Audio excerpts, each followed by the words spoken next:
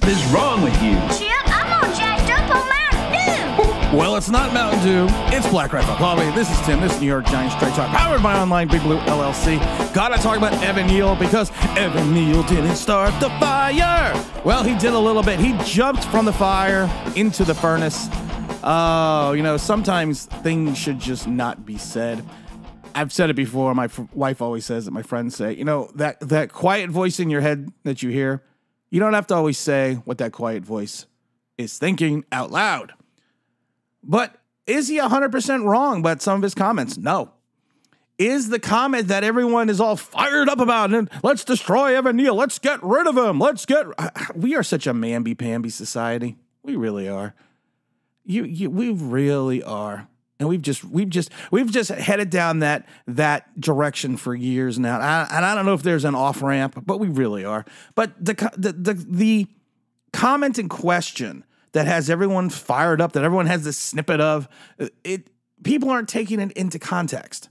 It is a bad comment, 1,000%. But in context, if you look at the totality of the question, his meaning, and I'm not trying to think what Evan Neal is thinking, but a smart person would think he's not talking about A, he's talking about this. And we're gonna get into that in a minute. But Evan Neal has dared to come out and blast Giants as fair weather fans and talk about booing.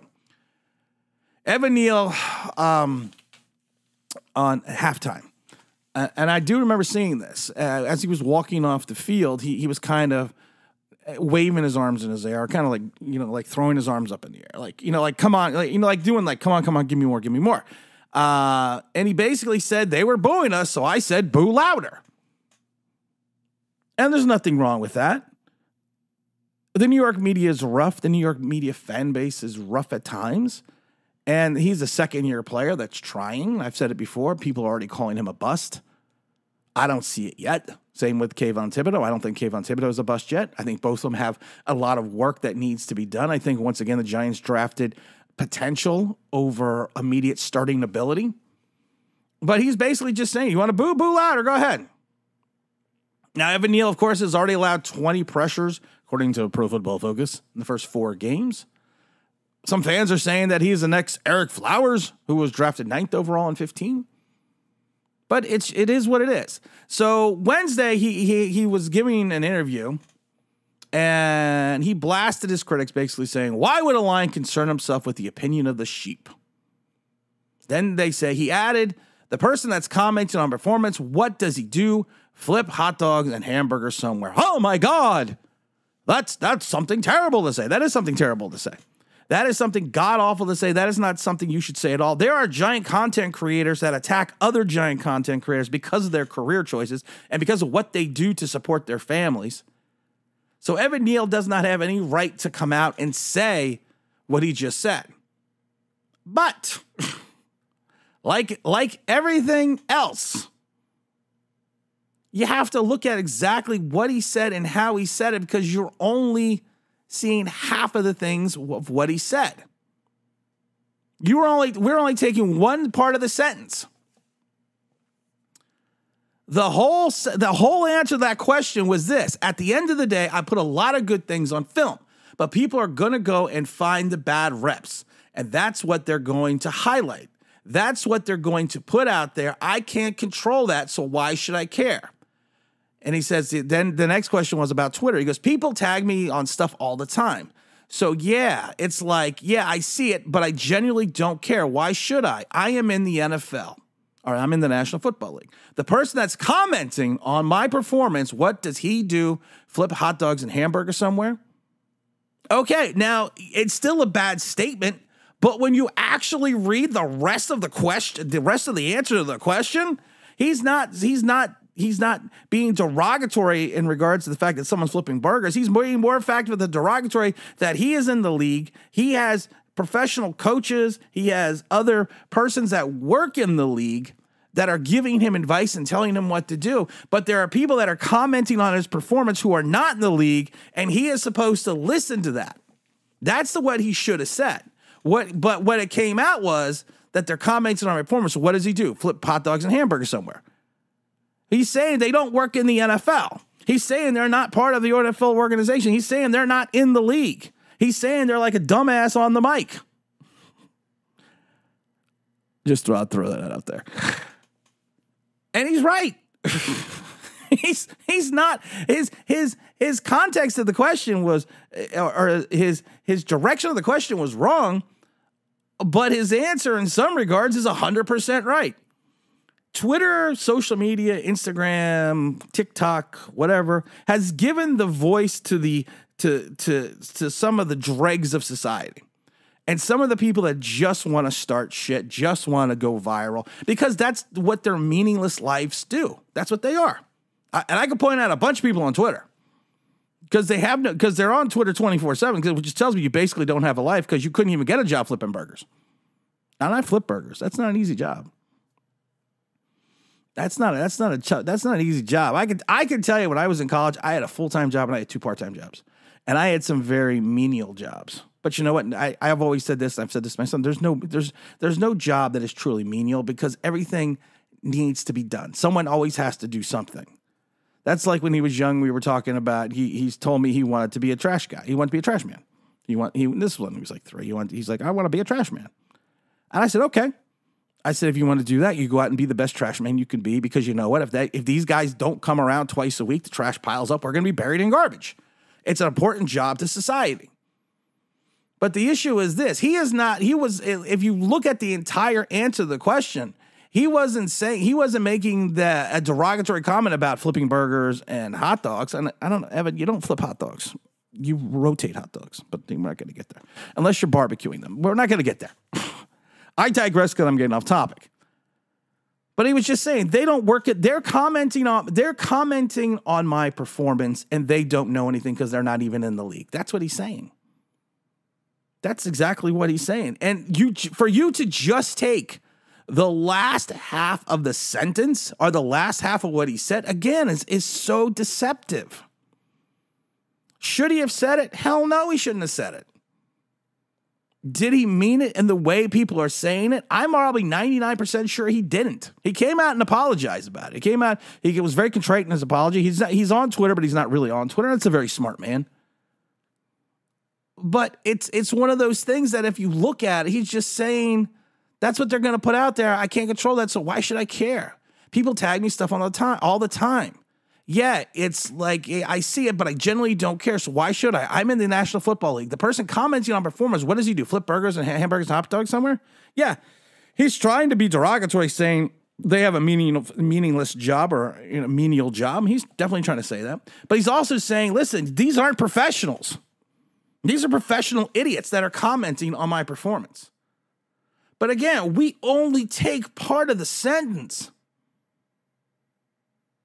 And again, when he talks about being booed, again, we only hear the part where he says boo louder, but we don't hear the part where he says, would it upset you if someone that's a fan of you is booing and you are typing out your article and when you're doing your work? Wouldn't it piss you off as a human? You're a human, ain't you? Again, we take part of the sentence, but we don't take the rest of it. Then he talked about fans being fair weather fans. And this is the other comment that I like. Because people because that just further shows that people are fair weather fans. A lot of bandwagoners. That's the comment you see. That's the comment everyone posts on Twitter. But they forget to write. They forget to write or forget to type, or they forget to talk about it when he says, I get it. They want to see us perform well. And I respect all of that. But no one wants us to perform well more than we do.